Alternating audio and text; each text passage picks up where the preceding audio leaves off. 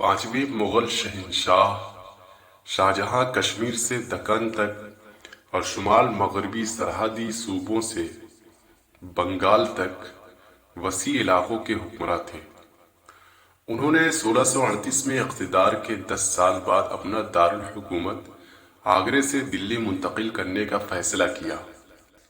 جب دہلی کو راجدھانی بنایا گیا تو انہوں نے استاد احمد لاہوری، جنہوں نے تاج محل کو بنوایا تھا، انہی کو دلی میں شاہی تعمیرات کے ڈیزائن کرنے کا کام سونپا گیا۔ استاد حمید ان کے ساتھی تھے۔ جمنا دریا کے کنارے قلعے میں ان تعمیرات کو ایک نام دیا گیا۔ اس کا نام قلعہ مبارک تھا۔ سرخ اور سفید رنگ شاہجہاں کو پسند تھے۔ دلی میں شاہی خاندان کے 3 صدیوں تک سرکاری رہائش گاہ رہنے والے قلعہ مبارک کی بلند و بالا دیواریں بھی سرخ پتھر سے بنی، مگر شاہی محلوں کے لیے سنگ مرمر کا وسیع استعمال کیا گیا۔ دیواروں کے اس رنگ کی وجہ سے انگریزوں نے اسے ریڈ فورٹ کہا تو مقامی لوگوں نے ترجمہ کرتے ہوئے اسے لال قلعہ پکارنا شروع کر دیا۔ لال قلعے کی تعمیر کا آغاز 9 محرم یعنی 13 مئی 1638 کو ہوا۔ اسے مکمل ہونے میں 9 سال 2 ماہ اور کچھ دن لگے اور 60 لاکھ روپے کی لاگت آئی۔ لال قلعہ اور اس کے اندرونی عمارتوں اور جامع مسجد اور نئے شہر کے نقشے بنوائے گئے۔ شہنشاہ نقشوں میں بذات خاص اصلاح دیتے تھے۔ میر عمارت نے ہر مکان ہر محل کی لاگت کا تخمینہ تیار کیا اور ملکوں سے سنگ مرمر، سنگ سرخ، سنگ سیاہ، سنگ باسی اور ہزار قسم کا مسالہ اور سامان آنے لگا۔ جب لال قلعہ کی بنیاد رکھنے لگے تو بڑے بڑے لوہے کے کڑھاؤ اور تانبے کے برتن میں چربی کھولائی جاتی تھی اور پھلکیوں کی طرح اس میں کوری اینٹیں ڈالی جاتی تھی، اور اینٹیں جب خوب چربی پی لیتی تھیں تو نکال کر ٹھنڈی کی جاتی تھیں اور گچ یعنی چونے کے ساتھ بنیاد میں رکھی جاتی تھیں۔ گچ میں سفیدی، نارنول کے پتھر، ماش کا آٹا، مردار سنگ، گوڑ، السی کا تیل، سن مقرض ڈال کر بیل گری کا پانی چھان کر دیا جاتا تھا۔ یہ ادنا قسم کا مسالہ تھا اور بڑھیا مسالوں کی تفصیل کے لیے بہت وقت کی ضرورت ہے، اور اس کی سفیدی کے لیے جو در و دیوار پر لگائی جاتی تھی وہ احمد آباد گجرات کے پہاڑوں کے کان سے آتی تھی۔ اس سفیدی کی یہ خاصیت تھی کہ جب اس کو گھول لیا جاتا تو بلا مبالغہ چمک دمک میں صاف آئینہ بن جاتی تھی اور اس کے اندر آنکھوں کا سرما دکھائی دیتا تھا۔ 200 برس تک یہ چمکتی رہتی تھی۔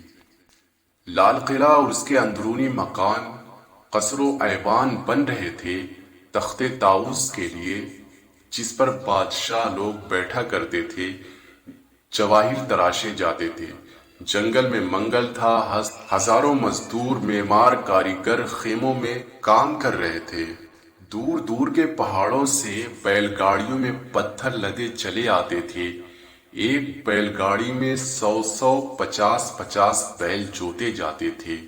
سنگ تراشوں کی چھینیوں اور ٹانکیوں کی دھڑا دھڑ سے کان پڑی آواز سنائی نہ دیتی تھی۔ شہر کا نقشہ بنا کر اس کے حصے کر دیے گئے اور شاہجہاں نے ان حصوں کو اپنی اولاد پر بانٹ دیا تھا اور فرما دیا تھا کہ لاگت سب خزانے سے ملے گی۔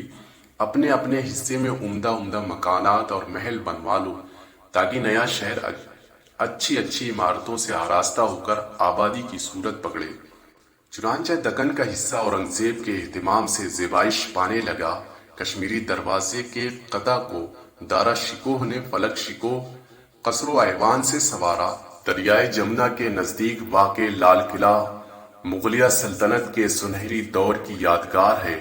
اسے 17ویں صدی میں مغل بادشاہ شاہجہاں نے تعمیر کرایا تھا۔ اس قلعے کے دیوان خاص میں تخت طاؤس واقع ہے، جہاں پر بیٹھ کر مغل بادشاہ ہندوستان کے طول و عرض پر حکومت کرتے تھے۔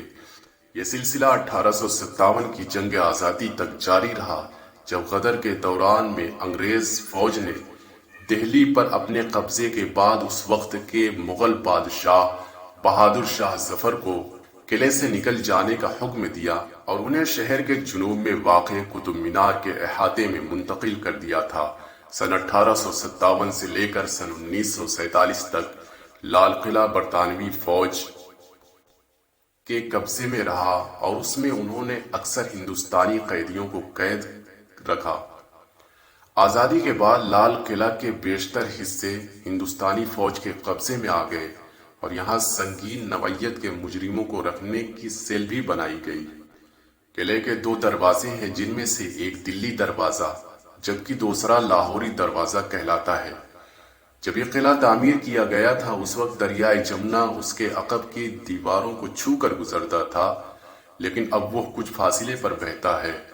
ہر سال یوم آزادی کے موقع پر وزیر اعظم اس قلعے کے فصیل سے خطاب کرتے ہیں۔